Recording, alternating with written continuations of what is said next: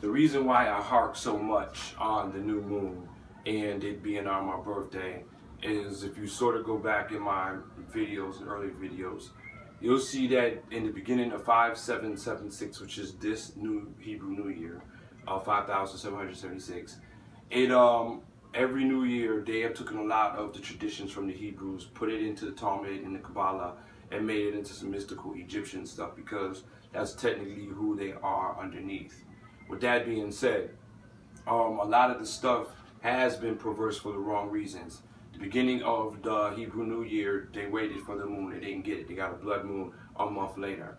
Then during another holiday, they waited for another new moon. They got another double eclipse. Now, this new moon fell on my birthday. They went, prayed all in the synagogues, and didn't get it. They got a double eclipse again. So, we see the perverseness in how God shows that all of us that believe in the one true God and Yeshua and understand what I am saying, all right, and can follow these rules of righteousness, that we are the substance, they are tradition, which is an empty glass. That empty glass means nothing if you're the substance, because we know who was the substance, the Messiah. Now, throughout time, the moon and as such has been perverted. Baal used the moon, which technically, if you turn it around, it looks just like the Muslim star, the Muslim sign for religion. Now, how can I prove that? The same haplogroup and the same people in the same region and the whole 9 yards are the Ammonites, Moabites, and Amorites. These are the people from India, Bangladesh, Pakistan, Afghanistan, the Arabs. This is all of them. All right. Now there is a small, and they are, a lot of them are, they are Semitic. All right, but they're Semitic cousins from the Israelites. These are the signs that we see, and I'm not too much of a drawer. Now, in these signs, you'll see right here. You see the reef. You'll have the sun god face right here, but the reef also was on Baal with the crescent moon. You turn this stuff this way, what do you get? The Muslim thing. All these are the signs of Baal, which represent, this is the illusion, the perception that the world has been under. So basically, yes, the Muslim faith is a Baal religion from the same group of people. All right. This is another one, the reef that's on the dollar bill, which represents Baal with the sun face and the crescent moon. This right here, that two hands on the staff of a crescent moon underneath the full one, underneath with the sun in the middle. This right here is Mesopotamia Assyrian writing. This right here writing means God, all right, and this is the crescent moon. Now you turn it up that way, and what do you got? Now, who was Baal? Baal was the son of the supreme Canaanite god El. All right, El always stood for Raphael. All right, Gabriel, because they were of God. They were God's sons. Ashtaroth was his wife and sister. Now we read Numbers 25 verse 3. You see where it says, "So Israel yoked himself to Baal of Peor." Where's Peor? Peor was a was in Iran, Turkey, and Iraq area by the Dead Sea. Judges chapter 8:21. And Gideon arose and killed Zebeth and Zalmunna, who were the Ishmaelites, and took the crescent ornaments from around their neck. This we can find in Judges 8:21. The Ishmaelites were called Amorites back then, and they were Semitic people who were closely related to the Israelites. Lot's Abraham's nephew. He was the progenitor, all right, of these people. Progenitor technically means he was the beginning. He was the one who started all right. Now, the meaning of progenitor means beginning, which we see from Hagar, also. We see this in Genesis 13, when Abel and Lot separated. Then Sodom and Gomorrah, to Sodom and Gomorrah, and after the angels had came to Sodom and Gomorrah, what ended up happening is that they went into a cave. They thought the whole world was destroyed. With that being said, they got them drunk. They slept with them to try to create another race. This is where these people came from. Okay? Now,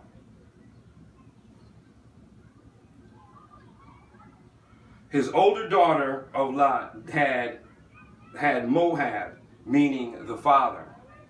And the younger daughter gave birth to Ben-Ami, meaning son of my people. The Ammonites were descendants of Ben-Ami, and they were nomadic people that lived in the modern day Jordan. At the time of Moses, the Jordan River was occupied by Amorites, Ammonites, and Moabites, which were basically India, Bangladesh, and Arabic. Deuteronomy chapter 2 verse 9 speaks of not harassing the Moabites, for God gave them the land and a promise to Lot's descendants. That is where they are located today. I'm breaking all this down to you to let you know what all of this means.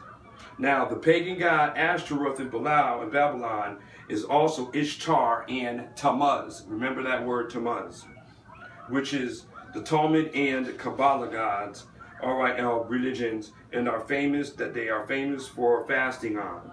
This is also in the Jewish faith. And who is Tammuz? He is the love of Ishtar, the queen of heaven. In Babylon, the god of the green trees. He is also in the Syrian tablets of Gilgamesh as the son of the Nephilims that guarded the cedar trees. The pagan god of trees resurrected from its seasonal death, being reborn each season that the leaves and the trees grow on the leaves. Judges chapter 6:25 through 26 speaks of the altar of Baal and Yahweh. 1 Kings chapter 8:40, and Elijah said to them, seize the prophets of Baal, take them and destroy them.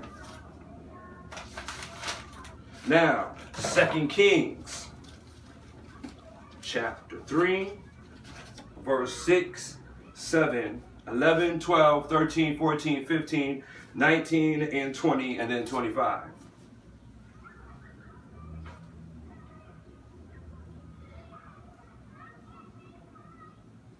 Lord, let me see. Then the king ordered the high priest, Hekeliah, the priest in the second rank, and the guards at the threshold to bring them to the temple of the Lord and the objects made for Baal and Ashereth and the host of the heaven. And he burnt them outside Jerusalem in the fields of Kidron and removed the ashes of Baal. He suppressed the idolatrous priests whom the kings of Judah had appointed to make offerings in the shrines of the towns of Judah and the emperors of Jerusalem, and those to whom made offerings to Baal, to the sun and the moon and the constellations, all the host of heaven. He brought the image of Asherah from the house of the Lord to Kiridian, to the valley outside of Jerusalem, and burnt them in the Kiridian valley. He beat it with dust and scattered it to dust all over the burial ground and the common people. He tore down the cubicles and the male prostitutes in the house of the Lord to place them where the women wove coverings of Ashtar. He brought the priests in the towns of Judah, Jerusalem, and defiled the shrines and the priests, and he had made offerings to Gibeah, to the Beersheba. All right. Now, who's Beersheba? Beersheba is the guy with the 6 arms, a tongue, and the 3 eyes. That's Sheba. That's the god of Sheba that you guys are not recognizing. He did away with the horses and the kings of Judah that were dedicated to the sun at the entrance of the house of the Lord near the chamber of Enoch, Nathamelech, which was the precincts. He burnt the chariots of the sun, and the king tore down the altars that were made by the kings of Judah on the roof of the upper chamber of Ahaz, and the altars made by the Manasseh in the 2 courts of the house of the Lord. He removed them quickly from there and scattered them in the Kidron Valley. The kings also defined the shrines facing Jerusalem to the south of the Mount of the Destroyer. The king of Solomon of Israel had built for Azeroth an abomination of the Sidonians in Shemash, an abomination of Moab, Milcom, and detestable thing of the Anamites.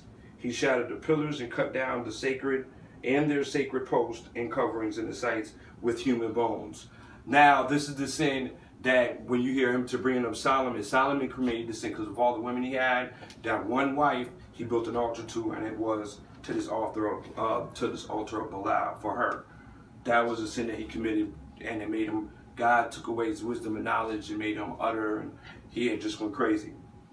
So this is who Baal is.